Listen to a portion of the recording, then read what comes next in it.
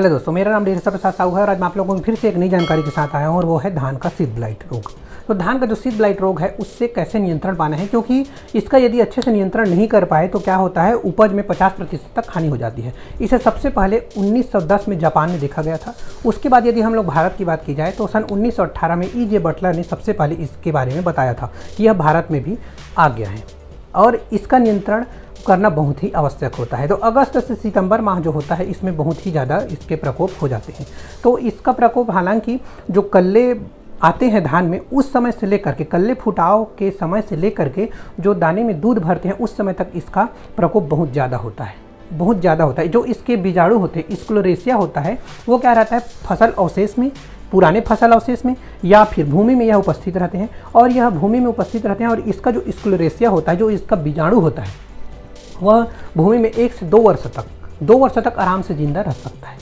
तो ठीक है, तो इसका जो फंगस होता है राइजोक्टोनियस सोलेनाई होता है, जिसके कारण यह रोग होता है और यह एक फंगस होता है। तो सबसे पहले आप लोगों को बताना चाहूँगा कि इसका लक्षण कैसे होता है। तो इसका लक्षण ये होता है कि जो पौधा होता है, धान का पौधा होता है, उसका यदि किसी फसल में, यदि किसी खेत में वो धान की फसल लगी हुई है तो उसके जो पौधे होते हैं, यदि पानी भरा हुआ है खेत में तो वो जहाँ तक पानी भरा है उसके जस्ट ऊपर इसके जो तना होता है उसमें 2 से 3 सेंटीमीटर के जो चकते, गोल आकार के चकते बन जाते हैं, भूरे धब्बे कलर के हो जाते हैं और उसके चारों तरफ बैगनी या भूरे रंग के हो जाते हैं और बीच का जो भाग रहता है वह पैरे के आकार का भूरा या फिर बहुत ज़्यादा बढ़वार हो जाता है तो सफ़ेद कलर में चेंज हो जाता है।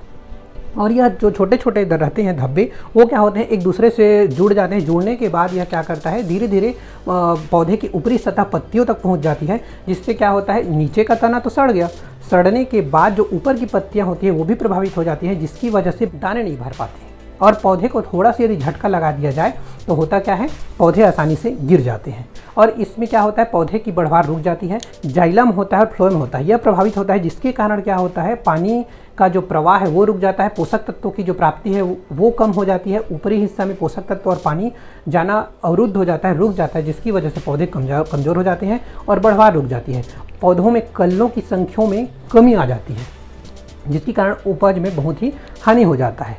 अब इसका नियंत्रण बताना चाहूँगा कि इसका नियंत्रण आप लोग कैसे कर सकते हैं। इसके नियंत्रण को बताने से पहले आप लोगों को इसका फैलाव कैसे होता है उसके बारे में आप लोगों को बताना चाहूँगा। तो जो इसका बीजाणु होता है, स्क्लेरेसिया होता है, वह फसल के दौरान वह ज़मीन में, भूमि में गिर जाता है या फिर यह फसल अवशेष में जिंदा रहता है और एक मौसम से दूसरे मौसम तक यह भूमि या फसल अवशेष में जिंदा रहता है। उसके बाद अनुकूल वातावरण होने पर यह एक्टिव हो जाता है और रोग का कारक बन जाता है, जिससे पौधे ग्रसित होने लगते हैं। यदि हम लोग सिंचाई कर रहे हैं या फिर जल निकासी कर रहे हैं तो यदि अस्वस्थ खेत से, यदि स्वस्थ खेत में यदि हम लोग पानी का जल निकासी कर देते हैं उस अवस्था में भी हो जाता है। इसके अनुकूलन वातावरण के लिए 28 से 32 डिग्री सेंटीग्रेड और जो ह्यूमिडिटी होता है वह 95% से अधिक होता है, जिसकी वजह से यह रोग उग्र रूप धारण कर लेता है। तो इसके अनुकूलन वातावरण के लिए यदि हम पौधे को यदि रोपाई करते हैं या फिर जो बीज बुआई के समय इसकी दूरी को यदि हम लोग कम रख देते हैं तो क्या होता है, पौधे बढ़ते हैं तो उसकी जो वनस्पतिक जो वृद्धि होती है वो बहुत ज़्यादा हो जाती है, जिसके कारण क्या होता है, टेम्परेचर बढ़ जाता है, वहाँ जो माइक्रो क्लाइमेट होता है उसका टेम्परेचर बढ़ जाता है, ह्यूमिडिटी ज़्यादा हो जाता है, जिसकी वजह से वहाँ पर यह रोग उग्र रूप धारण कर लेता है और इसके लिए वातावरण अनुकूल हो जाता है, जिससे यह फैलना स्टार्ट कर देता है। तो इसका नियंत्रण के लिए आप लोगों को उपाय बताऊंगा, वो है, पहला तो आप गर्मी में जुताई कीजिए, गहरी जुताई कीजिए। गर्मी में जुताई करने के बाद उसको क्या करना है, परती छोड़ देना है, ताकि वो भूमि में यदि सूर्य के प्रकाश में तापमान से क्या होता है, वो जो बीजाणु रहता है वो नष्ट हो जाता है। और या फिर खरपतवारों को नष्ट कर दें, खरपतवार यदि आसपास में है तो उसको नष्ट कर दीजिए, क्योंकि इसका जो स्क्लेरेसिया होता है वो खरपतवार में भी अपना जिंदा रहता है और अनुकूल वातावरण होने पर भी यह एक्टिव हो जाता है और फसलों को रोग ग्रसित कर देता है। अधिकतर यह भूमि में, इसका स्क्लेरेसिया भूमि में ही अधिकतर उपस्थित रहता है। ठीक है, अब अगला आता है बीज उपचार।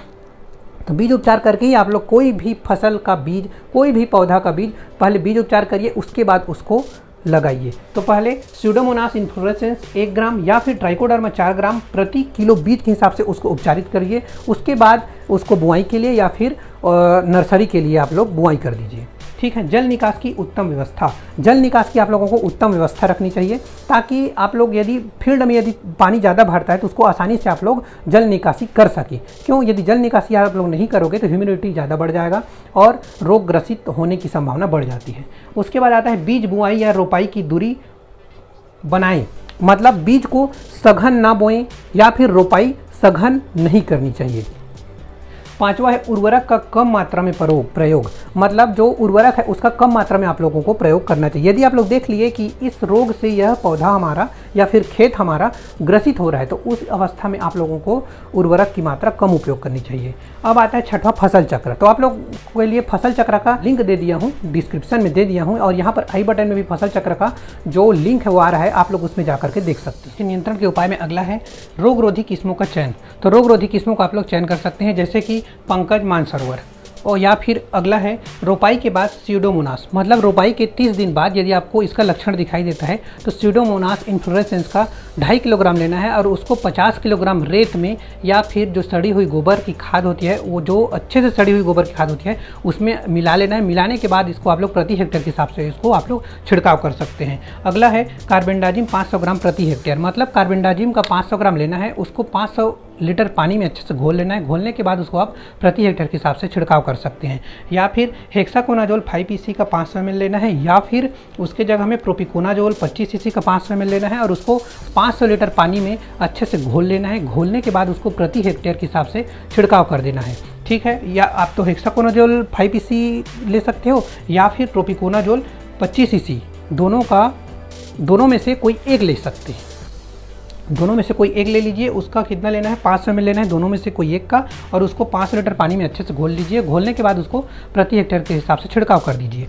या फिर थायोफ्लूजामाइड 24% SC का, थायोफ्लूजामाइड जो होता है उसका 24% SC लीजिए। कितना लेना है उसका 450 ml लेना है और प्रति हेक्टेयर के हिसाब से उसको छिड़काव कर देना है, ठीक है।